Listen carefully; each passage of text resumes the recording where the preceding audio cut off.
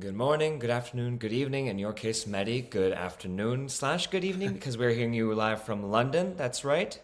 Live from London, Prem. Hello, everyone. It is a good afternoon here, but it feels like a good evening because it's very Londony and grey on a Monday afternoon here in the UK. There you go. Well, everyone, thank you again for joining us for another weekly edition of Ask the Editor. A lot to talk about, but the big news this week is yet another edition of Democrats caving for nothing once again.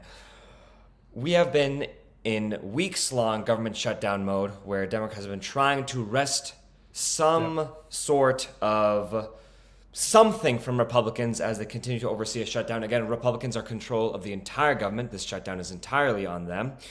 Millions of people have been faced with the fate of losing their SNAP benefits, of the fact that air traffic controllers are working without pay, the fact that planes all over the country have been slowing down, being delayed, being canceled. These effects have been trickling down all across American society. On the brink of that, as we saw over the past 24 hours, Democrats, about 8 Senate Democrats, have come to the table, caved, rolled over, and given Republicans what they want to proceed to start the process of reopening the government. Mehdi, to start out with, what have been your thoughts over the past 48 hours? My thoughts have been, ah! That's been my thought since last night, Sunday night, when I discovered that the Senate Democrats were going to cave on this. We should be very clear. It's 8 Senate Democrats who voted with Republicans to reopen the government. 60-40 vote, break the filibuster. But of course, we're discovering today that Jeanne Shaheen, who was the New Hampshire senator who led the negotiations from the Democratic side alongside Angus King, an independent who caucuses with the Democrats from Maine, and Senator Maggie Hassan, no relation, from New Hampshire also, who all led these negotiations. Jeanne Shaheen went on TV this morning and said leadership was heavily involved in this. Chuck Schumer knew what we were doing. Obviously, the number 2 in the Senate, Dick Durbin, voted as part of these 8 to reopen the government. So there aren't really that many clean hands on the Democratic side. I know we can say, well, it was just 8 out of 48, but it was 8 with possibly the blessing of the leadership, even though Schumer himself says he's a no vote. So I was deeply depressed. The Democrats were actually having a very good week. Trump was on the defensive. His poll ratings were insanely low. I think he has lower poll ratings now, as we've discussed before, than after January 6, 2021. Certainly a second-term low. The Democrats walked away with it with the governor's races in New Jersey and in Virginia, the mayoral race in New York, of course. They also won statewide races in Georgia, in Pennsylvania. They got the Prop 50 passed in California. They were having a great week. And then, as usual, the quote-unquote centrists, the quote-unquote moderates, what you could call right-wing Democrats, just collapsed, just caved, just waved the white flag 40 days in.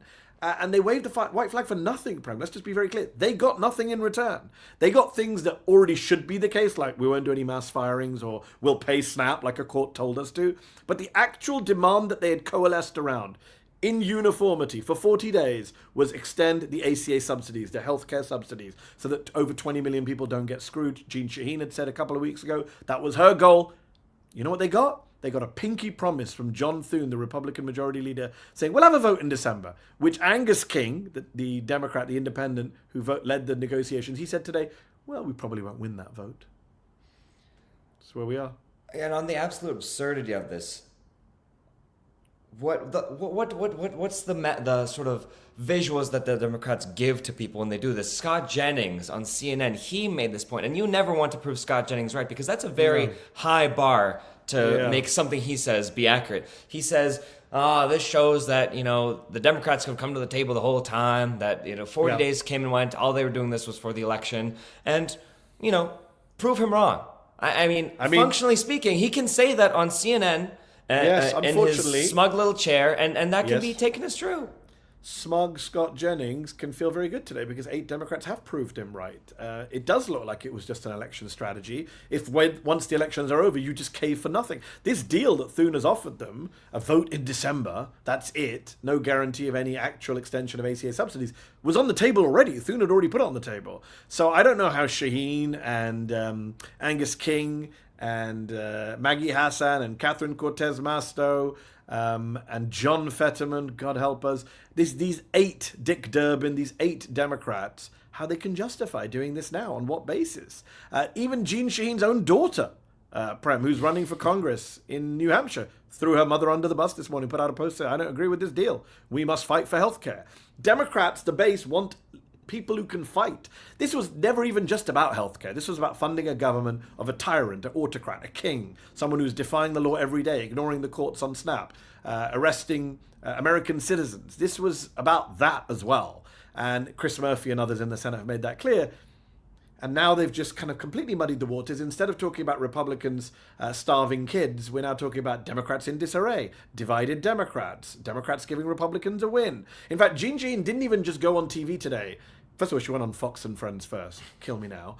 But she goes on TV and she doesn't just say, this was a horrible deal. We did it for the sake of the kids. I was forced to vote for this deal because I don't want to see people suffer. Republicans do. No, she went on TV and said, this deal's a good deal. We're going to get a vote. And my Republican friends, I'm confident some of them will join us to vote for healthcare. No, they won't. Stop doing messaging for the Republicans. Why are you such a feckless, spineless, useless, judgment-free bunch of people? Why can't you behave like an opposition party? The clue is in the name. Oppose. I think the reason that feels so especially stupid is because just months ago, what you said about what Shaheen just did on Fox today is exactly letter to letter what they did with regards to immigration, the bipartisan immigration package. It wasn't, we're kind of dragged to come to this unsatisfactory conclusion, but we have to for X, Y, and Z reason. It was, no, this deal is actually good. And we really hope our Republican partners on the other side of the aisle come in tow and support it, and all to get no reciprocal good faith. And for the consequences of that to be disastrous. Yeah. Because all that did was, as you say, affirm Republican messaging, then affirm the possibility of this horrendous immigration crackdown, what really is kidnappings. It's crazy. They constantly affirm Republican messaging. They constantly tell people at home that there are good Republicans over there, ready to work with us, which isn't true and undermines your own messaging. And constantly keep this narrative alive that Republicans are children and we should treat them like children, and only Democrats are expected in DC to be the adults in the room. I had this argument with my good friend Charlemagne the other day on The Breakfast Club, where he was like, look, we don't expect anything from Republicans. We know the Democrats. No, but that's we shouldn't accept that paradigm. We shouldn't accept that framing, that only one of our two parties ever has to be responsible. The other party we expect nothing from. And even Ezra Klein, who has become the kind of voice of the quote-unquote moderate centrist Democrats, even Ezra in today's New York Times says, I wouldn't have voted for this deal. He's like, if Thanksgiving air traffic issues, and let's be clear, a lot of the flight chaos is what led to this climb down from these 8 Democrats. But if the Thanksgiving weekend was going to be an absolute disaster with no flights and travel chaos, let Trump and the GOP own that. Let the American people know that they would rather you don't get to Thanksgiving dinner than to give health care to Americans. Let them know that was the choice. Now that choice is gone. And another bow has gone, another arrow, I should say, from the Democratic arsenal has gone, can't be fired in the run-up to next year's midterms. I just despair. At least Hakeem Jeffries, who is trying to win the House back, and I'm not a fan of his either. At least he's come out against this deal. Seth Moulton, other centrists in the House have come out against this deal. And Ro Khanna, progressive, he's called for Schumer to step down. I think you'll hear more voices in the coming days saying that. Yes, and I'm glad you bring up this, because I have a few thoughts I'd like to hear your reflections on. And I know we have a lot of questions in Substack and YouTube, so please, we're about to get to all of you. Please make sure you're sending in all of your questions, all your thoughts, whether you're on Substack, YouTube. We're going to get to as many as we can. But there's the first part of this, which is the question of Schumer votes no. He says, I'm against this. And then you get to the question of okay, either Schumer doesn't have a hold on his caucus and there's 8 Democrats who are sort of going a different way than him. Rogue. Or he's in on it, which is the much more likely outcome, that he and leadership are in on the deal and they're kind of just picking, the most safe villains for now that are the furthest away from being primaried, that can go down on the sword for now, and then we'll protect you later on. That's fine. They have the rotating cast of villains that we're familiar with this idea. But either way, either he's in on it or he's not. If he is in on it, we're kind of hard-pressed to then wonder, isn't everyone else kind of, in some degree, in on it unless they're making it fully clear? Which is to say, okay, Hakeem Jeffries, for example, he's against it. Is he really, or is he just given the gift for now to say, Hakeem, you can be against it because, the party's really kind of upset with you, especially after, Zoran won, you're kind of in hot water, maybe you might get primaried soon, who knows? So you can be against it. I feel like, and I'm curious to hear your thoughts, there needs to be some sort of metric of actual opposition where you have your Ro Khanna or Seth Moulton or Mark Pocan who explicitly says, we need a new leader, Chuck Schumer, you have to go. Even that too could be performance, but at least there's stakes to that performance. I agree 100%. So I wonder, No, I agree 100%. I think it's a get out for Democratic senators to say, well, I'm not voting for this. But that's not enough. You need to not vote for it and condemn your own party leadership for going along with it. When Elizabeth Warren was asked about this yesterday, she dodged the question. Bernie always dodges the question. You've seen me on our shows ask multiple House Democrats, progressives, about Hakeem Jeffries. They all dodge the question. It's all well and good talking a good game about resistance and standing up to the establishment. But if you're not willing to call for a change of leadership, then what's it worth? And I think I'm very disappointed that we are 9 months into this shit show of Trump, 9 months into complete failure from the Democratic leadership across the board. The base is not happy. 2/3 of Democrats want to see a change in leadership. And yet Democratic electeds, even progressives, are not calling for the leaders to go. I'm glad Ro Khanna and Seth Moulton are saying Chuck Schumer go, but we need way more than them. And we need an actual Senate Democrat. There are 48 of you. Can one of you come out and say, I think it's time Chuck Schumer should go? 1 out of 48. Otherwise, as you say, Prem, I think you're right. They're all complicit in it. Indirectly or directly. Yeah, because we've heard from so many already, just in the past 12 hours, voters, organizers, activists, people actually in charge of a lot of these big organizing groups express a lot of frustration. I know a lot of people in the chats are expressing that frustration too. And I think what you all need to understand is that it is one thing for you all to be upset at Chuck Schumer or to pick 1 or 2 targets, but ultimately it is a party apparatus. And all of them are doing dealings party mindset, with each other. Right? Yes, exactly. Party mindset, where they're not ruthless enough to say, you know what, it's time to change our leaders out. You need to have that ruthlessness. Exactly. One thing that we were talking about before the call was exactly who Democrats are helping when they give the Republicans enough vote to bail out of the shutdown. This is someone who just now, this morning, bailed out Rudy Giuliani and several other people complicit in the January 6th riots. This is someone who has Ghislaine Maxwell right now in prison, but who reportedly is being met beck and call with whatever she wants, treated like a celebrity with a luxurious treatment as she awaits appealing her imprisonment. This is a party that still has not seated Adelita Grijalva, conceivably for no other reason than the Epstein files. Yeah. Let alone everything else happening right now that the Democrats have been upset about. It's bananas that they are bailing out this person in a very simple, almost childish manner. If you look at it like a 5-year-old, why would you do that? It reminds me of what I always say, which is Donald Trump is the luckiest man in the world. I mean, there's no man who's had better luck than Donald Trump. At every turn where others would have gone down, he manages a way to survive. He manages to get the best luck. Not through his own actions, through complete luck from other people. One classic example being Carol Lenig's new book, which points out that Merrick Garland went out of his way to avoid prosecuting Donald Trump. That had nothing to do with Donald Trump. That wasn't Donald Trump's skill. That was just good fortune that he had an attorney general who didn't want to go after him, who wanted to go norms and be respectful of a former president. So he's the luckiest man in the world in terms of the opponents he gets, in terms of the useless people who try and come after him and fail. And now this, as you say, he was at the Commanders game yesterday, the first sitting president, to go to a regular NFL game in the stand since Jimmy Carter in 1978. And he got booed. A friend of mine was there. 10 minutes straight they booed him while he was on screen. You can watch the clips of him being booed in my First Draft morning newsletter this morning. We have the video. Booed. That's how unpopular he is. He's at 30-something in the polls. He's more unpopular than he was after January the 6th. As you say, he should be in the center of a media political scandal about supporting one of the worst child sex traffickers in modern human history, Ghislaine Maxwell. He's moved her to a low-security prison, and apparently she's being served hand and foot, according to a House Judiciary member. So this is insane, that at this moment in time, this unpopular president who's getting blamed for the shutdown, according to the polls, remember the polls were not blaming the Democrats, they were blaming Trump and the GOP, at a time when he's easy target on Epstein and Maxwell, at a time when he's being booed by the American public, Democrats say, please sir, would you like some more help from us? We'll give you a victory. We'll end this pesky shutdown, the longest shutdown in history. By the way, the longest shutdown in history, second longest shutdown in history, both on Donald Trump's watch. Instead of making him own it, they let him off. And I don't buy their intentions. I don't buy their tactics. I don't buy their strategy. I don't buy their justifications. I don't buy their timing. I wish I could say primary all 8 Democrats. I would point out that none of them are up for election next year, conveniently. Yeah. 2 of them are retiring, Dick Durbin and Jean Shaheen. Thanks, Jean Shaheen, for your service. And of course, John Ossoff, who is up for election next year, the most vulnerable Democrat in the Senate in Georgia, he refused to vote for this. Credit to John Ossoff. And it seems like he actually peeled off, which gets to the sense of like, it seems like they just have this rotating cast. When they heard, oh, there's dangers from primary challenges, all right, swap out. Swap out. You 8. These 8 have no primary challenges. Yeah. And that's why I think, again, to our viewers and anyone who's frustrated, that's why you have to primary Schumer. Yes, you need to think about this beyond just, oh, we'll remember in 5 years. It's like 5 years is a whole lot of time.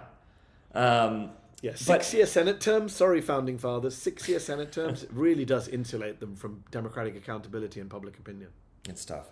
But I'm glad you brought up a fundamentally anti-democratic body which should be either reformed or abolished, but that's an argument for another day. I'm glad you brought up the previous shutdown, because a lot of this discussion just gives me so many flashbacks to conversations and philosophical conversations that we have had in years past. Stephen Russell in Substack asks, how long do you trade temporary political advantage a year before the election for immediate human suffering? And this is a question that I think is often brought up because of this idea that Democrats are the adults in the room, that they're the ones that, care more about making sure people are taken care of, and therefore they have to, go to the extra mile and sometimes get a political cost to make sure that governance continues. So I'm wondering how you respond to that question. It's a fair question. It's a point that Charlemagne made on the Breakfast Club. At the end of the day, human suffering. Right. What about human suffering? But that's a very one-dimensional way of looking at it. There's human suffering with all of the outcomes. There is human suffering from this outcome. There are 20 million people who are going to lose healthcare access. There are people who have to pay crazy premiums.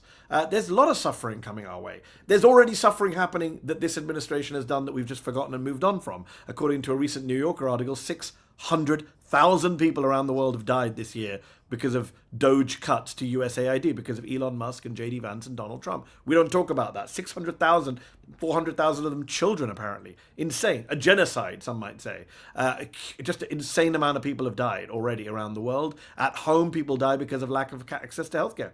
Several thousand people die every year in this country because they don't have health insurance. So there's pain and suffering all the way around. The bigger issue, if you're going to make this into a moral issue, then from a moral issue, you have to look at who has responsibility for the suffering. And the responsibility is very well, firmly with the Republican Party. They control every branch of government. They control the Supreme Court. It's their presidency. It's their agenda. So no, I don't think that, I think Democrats could, with clear consciences, say, we're not going to vote for this. And it's not on us, because we're not in the government. We didn't decide any of this. It's like the famous, what's that line?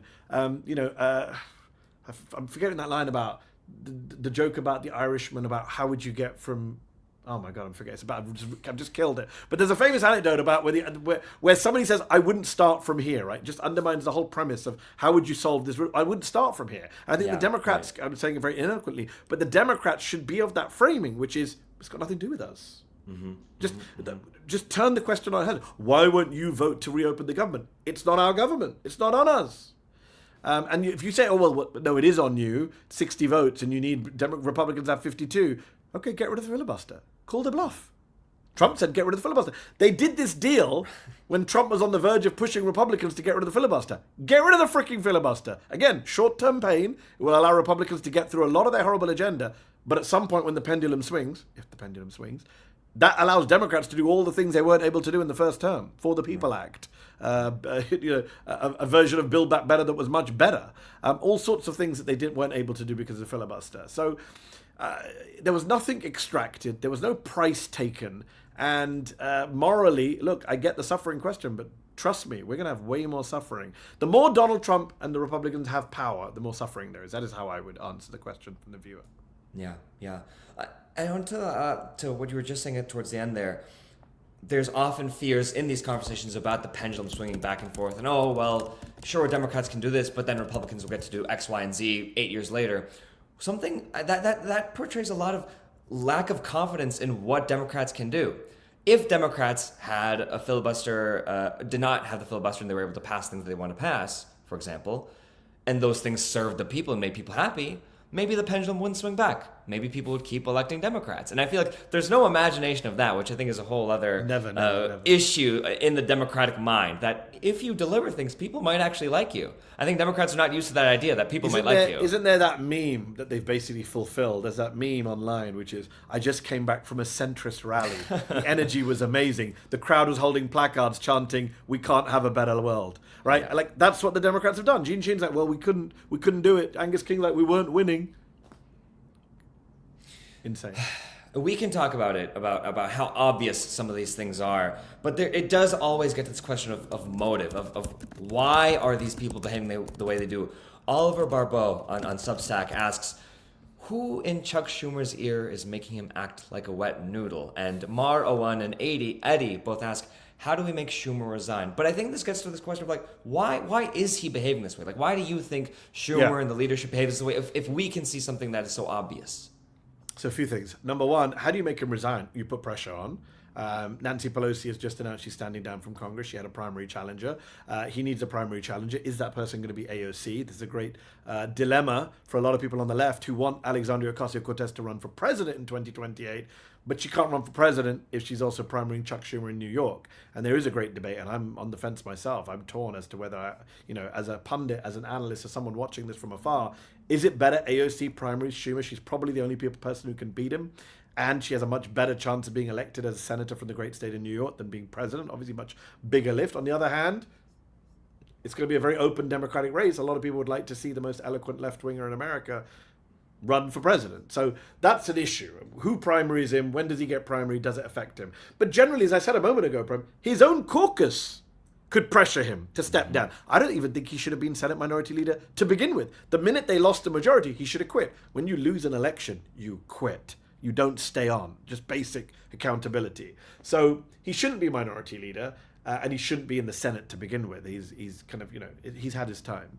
In terms of why is he like this, I mean, the obvious answer is, donors, money, corporate PACs. He's a centrist, and that's part of it. I mean, we know he didn't endorse Mamdani partly because he was trying to protect his donors, and the New York Times reported that quite openly. Then again, they also reported that he saw himself as a guardian for Israel, which is why he didn't endorse Mamdani. It's worth thinking about that too. It's easy to blame everything on money, and money is the root of all evil in our American political system, no doubt about it. But it's not always just money. Sometimes it's just the way these people are.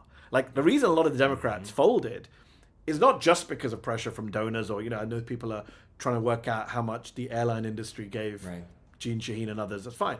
I'm not disputing the role of money, trust me. But I just sometimes wonder that we overlook the psychology of these people. These people are built the way they are because that is who they are, right? They're not, when we say they're not cut out for this moment, we don't just mean because of their finances or political ideology. We mean because they're just not fighters. They're just not people who approach these problems in a way that we would like them to approach it. They're not people who in their bones are people who want to have a fight. People like Gene Shaheen and Angus King and even Chuck Schumer, they want to have a quiet life. Bipartisanship is not just a strategy to them, it's who they are. They want to be friends with everyone. They want civility politics. They want some fake golden age where everyone reached out across the aisle. They're not the kind of people who get in the face of their opponents.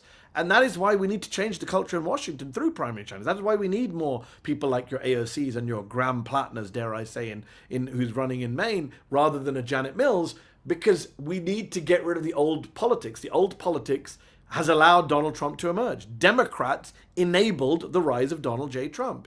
Democrats like Chuck Schumer and, dare I say, Nancy Pelosi and others who just were not strong enough, were not combative enough, were not challenging enough, were not confrontational enough, always looking for a deal, always looking for a bipartisan compromise. And I think we really need to think long and hard about the kind of people who are being elected to office, not just their politics and their policies and their platforms and their ideology, but what's their nature? You look at someone like a Mamdani, he's a fighter, separate to the fact that I like his policies, but he's a fighter. You don't need to just see his policy platform. This is a guy who turned up in Albany earlier this year and screamed at Tom Homan, screamed at him. Like literally, you see that image and people are like, oh, angry Mamdani. No, that was what we want more of. We want passionate politicians who are willing to take to the streets.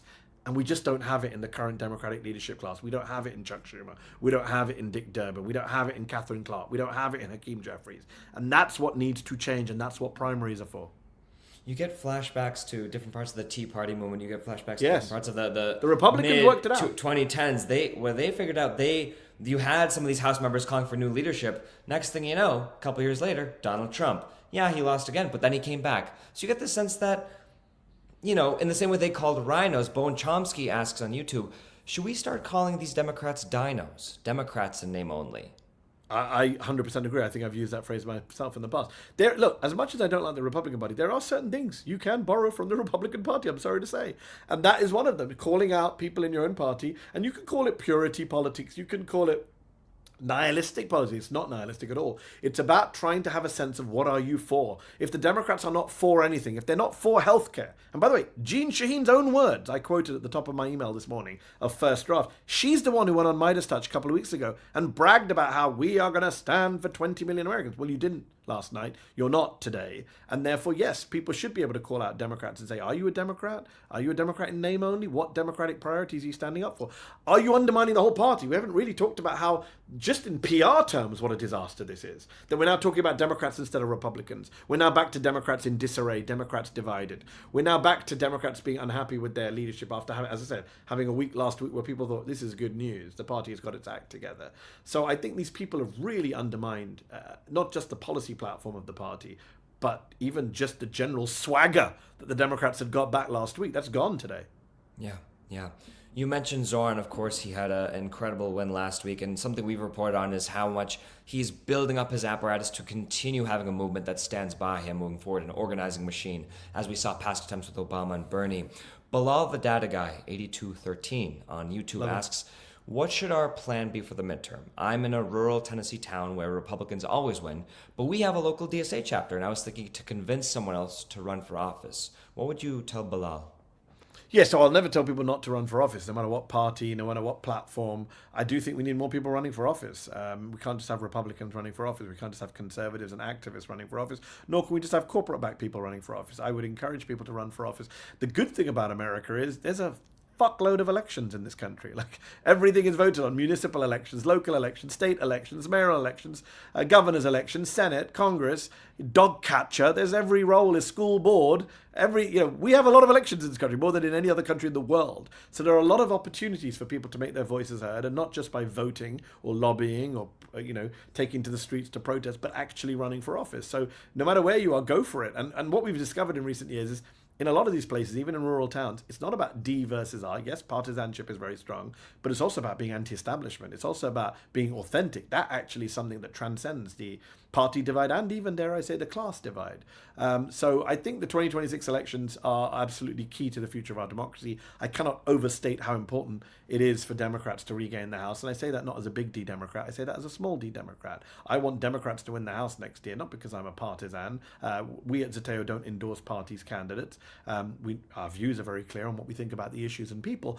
But it's about small D democracy. Unless Democrats win back the House of Representatives, there is literally no check or balance on this authoritarian president come 2028. There's no scenario in which Donald Trump can be stopped in 2028 from standing again or cancelling the elections or, perverting justice, undermining free and fair elections, unless Democrats have somewhere to exercise power and oversight, and that is the House of Representatives. So, last week we were talking about how the trends, especially in places like Virginia, showed that the Democrats were on course to win the House, even with this massive gerrymandering effort from the Republicans in places like Texas.